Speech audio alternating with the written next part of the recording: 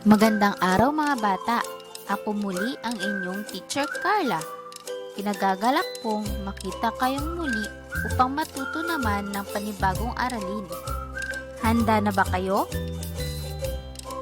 Ang mga layunin ng ating aralin para sa araw na ito ay napapalitan at nadadagdagan ang mga tunog upang makabuo ng bagong salita, natutukoy ang ugnayang teksto at larawan, at naipapakita ang kawilihan sa talakayan. Bago natin simulan ang ating aralin, narito muna ang mga bagay na dapat nating tandaan. Una, maupo ng maayos. Pangalawa, makinig ng mabuti upang matuto sa bagong aralin. At pangatlo, magkaroon ng kawilihan sa talakayan. Handa na ba kayo? Tara, simulan na natin. Sa pagsisimula ng ating aralin, atin munang balikan ang ating naging talakayan noong nakaraang linggo. Ating basahin ang kwentong may pamagat na Nanghinayang si Nanette ni Lorraine T. Rivera. Tara, sabayan ninyo akong magbasa. Bata pa si Nanette ay gustong-gusto na niyang pumasok sa paaralan. Gusto niyang magkaroon ng maraming kaibigan. Gusto rin niyang maranasan ang magsuot ng uniforme at magdala ng bag. Ngayong sumapit ang kanyang ika-5 taong kaarawan ay tuwang-tuwa siya dahil papasok na siya sa kindergarten. Hindi natuloy ang kagustuhan ni Nanette dahil nitong Marso 2020 ay nagkaroon ng lumalaganap na sakit na COVID-19. Sobrang panghihinayang ni Nanette dahil sa utos ng pamahalaan na hindi palalabasin ang mga bata at wala munang papasok sa paaralan hanggang walang bakuna. Nagustuhan niyo ba ang kwento mga bata? Mabuti kung ganon. Tara, sagutin natin ang mga tanong tungkol sa kwento. Base sa kwento, ano ang kahilingan ni Nanette? Tama, ang kahilingan ni Nanette ay ang makapasok na siya sa paaralan. Bakit gustong-gusto niyang makapasok sa paaralan? Magaling! Gusto niyang makapasok sa paaralan upang makakilala ng mga bagong kaibigan, makapagsuot ng uniforme at makapagdala ng bag. Ano ang COVID-19? Magaling! Ang COVID-19 ay isang sakit na lumalaganap hindi lamang sa Pilipinas kundi sa buong mundo. Nagsusuot tayo ng mask, face shield at nagkakaroon ng social distancing upang maiwasan ang pagkakahawa-hawa. Anong karanasan ni Nanette ang may uugnay mo o maihintulad mo sa iyong sarili?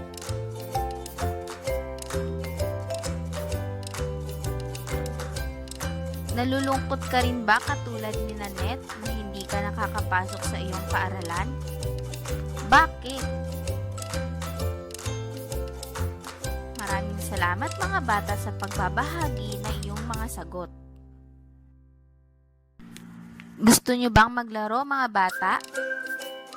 Tara, sabayan ninyo ako sa paghahanap ng 5 kaibahan sa larawang ito. Tingnan mabuti at sabihin sa akin alin ang naiiba. Nahanap niyo ba ang 5 kaibahan sa larawan mga bata?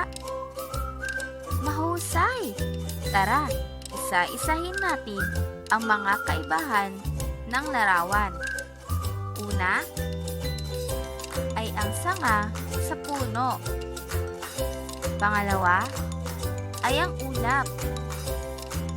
Pangatlo naman ay ang dahon ng mansanas. Pang-apat ay ang kulay ng mansanas. At ang panglima ay ang bulaklak sa damuhan. Ang uhusay ninyo mga bata. Halina, simulan na natin ang ating aralin. Tingnan at basahin ang mga sumusunod na pares ng mga salita. Baso, laso. Aliw, agyo. Baha, baho. Ano ang mga napapansin ninyo? Sa unang pares ng salita na baso at laso, ang tunog na B sa salitang baso ay napalitan ng tunog na L para maging laso. Sa pangalawang pares naman ng salita na aliw at agyo, ang paggitnang tunog na L sa salitang aliw ay napalitan ng tunog na G para maging agyo. At sa pangatlong pares naman ng salita na baha at baho, ang tunog na A sa salitang baha ay napalitan ng tunog na O para maging baho. Ibig sabihin, maaaring magpalit ng tunog o letra sa isang salita upang makabuo ng panibagong salita na may ibang ibig sabihin, tulad ng pagpapalit ng tunog sa unahan ng salita. Halimbawa, baso at laso. Napalitan ang tunog na B sa baso upang maging laso. Bata, pata. Napalitan ang tunog na B ng P para maging pata. At ng basa na pinalitan ng tunog na G para maging gasa.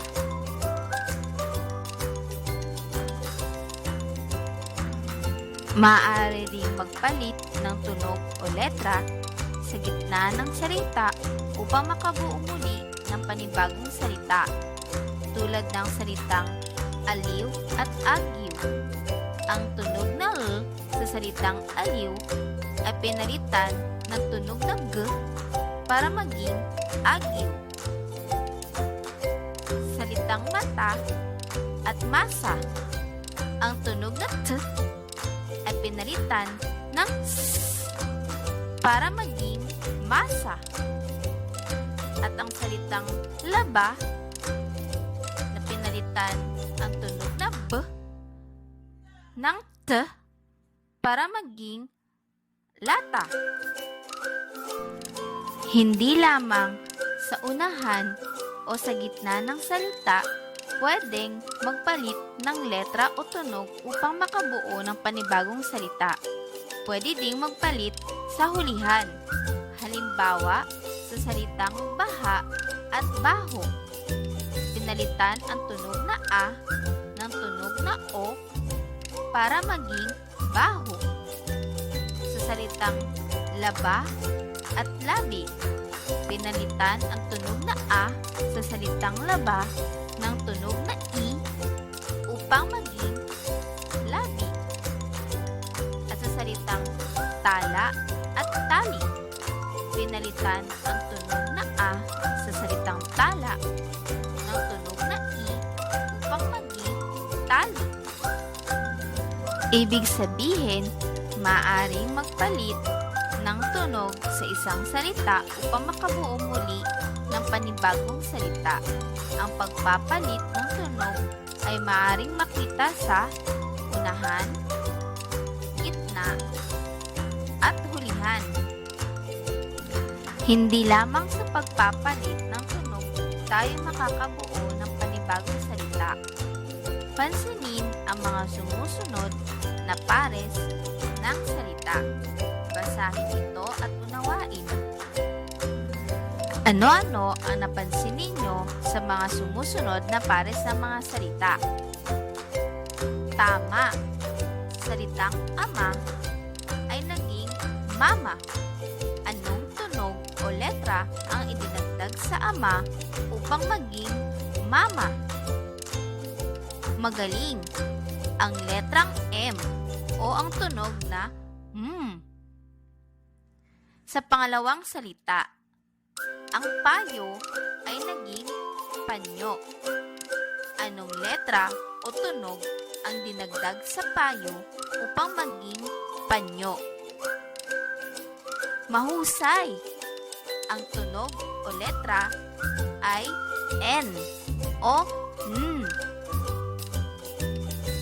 Sa pangatlong salita, mano, manok. Anong letra o tunog ang dinagdag sa salitang mano para maging manok? Tama! Ang letrang K o K. Tulad ng pagpapalit upang makabuo ng panibagong salita, maaari ring magdagdag ng letra o tunog sa unahan ng salita upang makabuo ng panibagong salita. Halimbawa, sa salitang ama ay dinagdagan ng letrang M o tunog na M para maging mama. Ang salitang aso ay dinagdagan sa unahan ng letrang L o tunog na L upang maging laso. Ang salitang abo naman ay dinagdagan sa unahan ng letrang P o tunog na P upang maging pabo.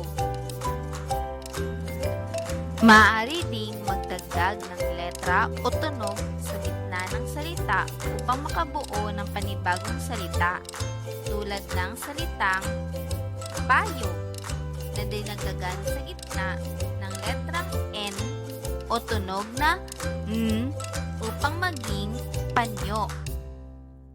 Salitang talo na dinagdagan ng letrang T o tunog na T sa gitna upang maging tatlo.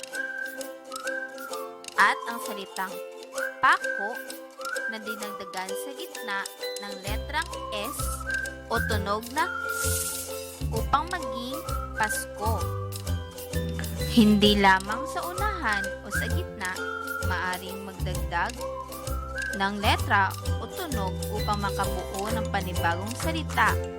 Pwede rin sa hulihan, tulad ng salitang mano na dinagdagan sa hulihan ng letrang K o tunog na K upang maging manok.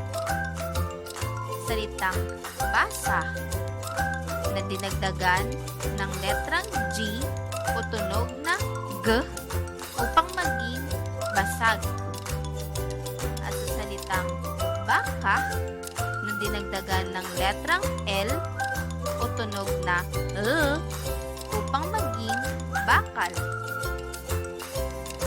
Tulad ng pagpapalit ng letra o tunog upang makabuo ng panibagong salita, ang pagdaragdag ng tunog sa isang salita ay maaaring makita rin sa unahan, gitna, o hulihan.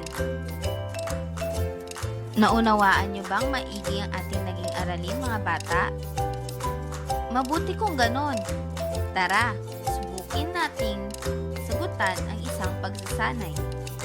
Piliin ang letra na maaaring idagdag sa salita base sa larawang ipinakita.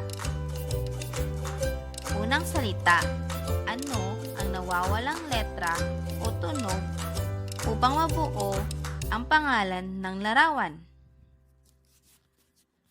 Tama, ito ay letrang D o tunog D. Ang salita ay dasal. Pangalawa, anong letra o tunog ang dapat idagdag upang masabi ang pangalan ng larawan? Magaling! Ito ay letrang L o tunog L. Ang salita ay santol.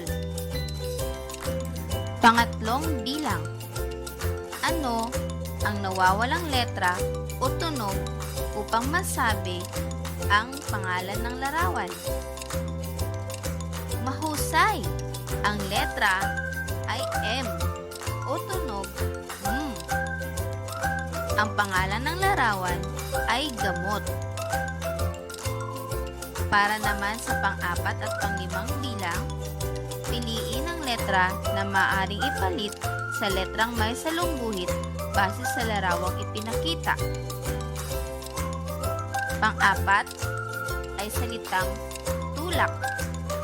Ano ang letra o tunog na maaaring ipalit upang masabi ang pangalan ng larawan? Tama, ito ay letrang B o tunog B. Pang-5, ang salita ay lapit. Anong letra o tunog ang makapagbabago upang masabi ang pangalan ng larawan? Tama, ang letra ay S o tunog S. Ang pangalan ng larawan ay lapis.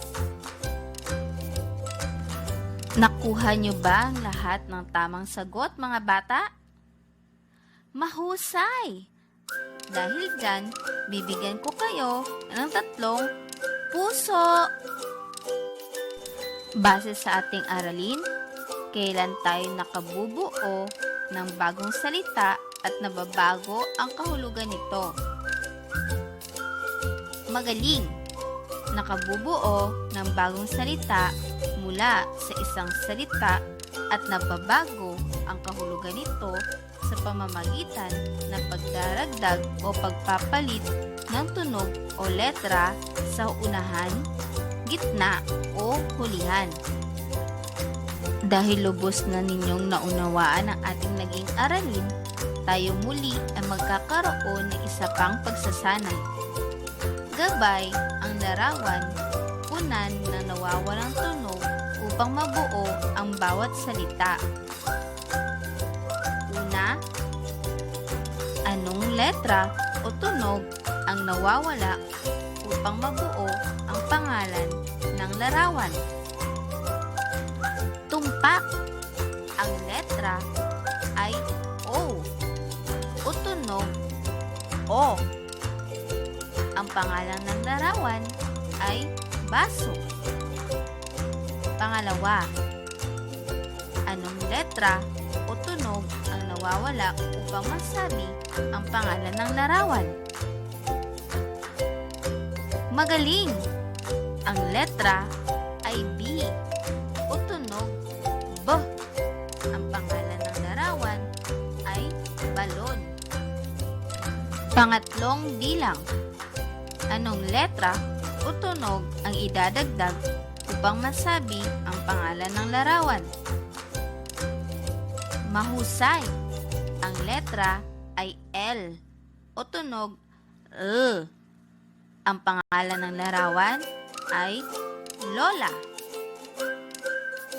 Pang-4 na bilang, anong letra o tunog ang idadagdag upang masabi ang pangalan ng larawan? Tama, ang letra ay U o tunog U. Ang pangalan ng larawan ay pusa. Pang-5, anong letra o tunog ang idadagdag upang masabi ang pangalan ng larawan? Tama, ang letra ay B o tunog B. Ang pangalan ng larawan ay bakal.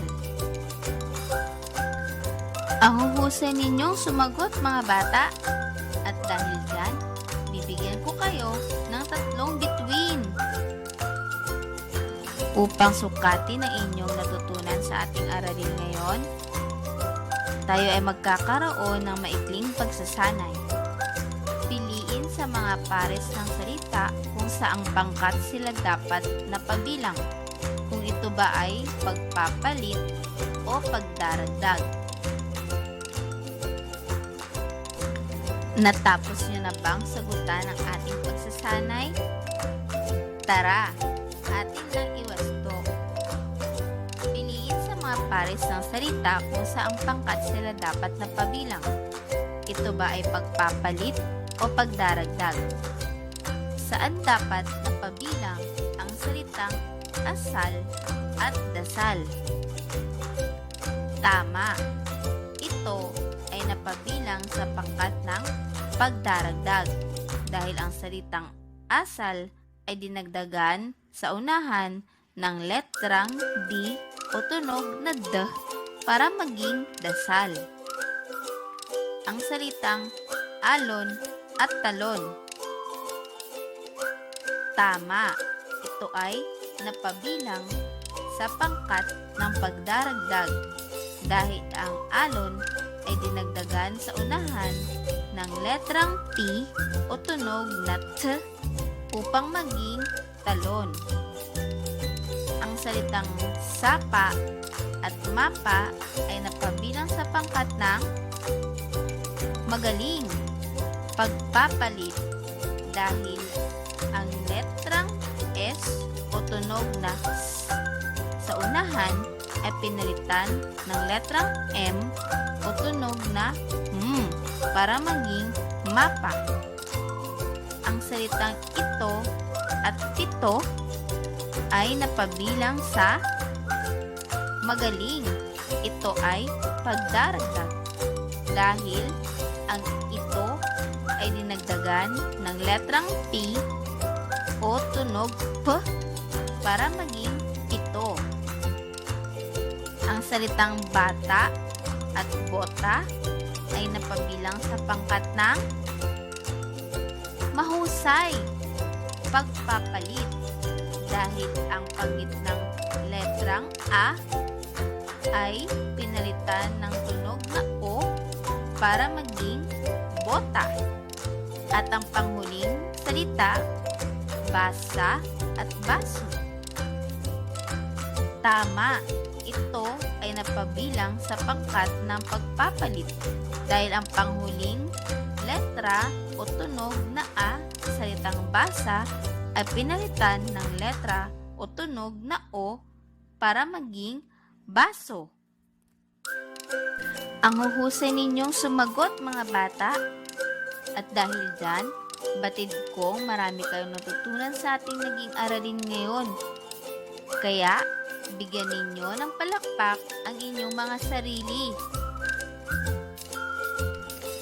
At dito na nagtatapos ang ating aralin mga bata. Hanggang sa susunod nating pagkikita. Maraming salamat at paalam!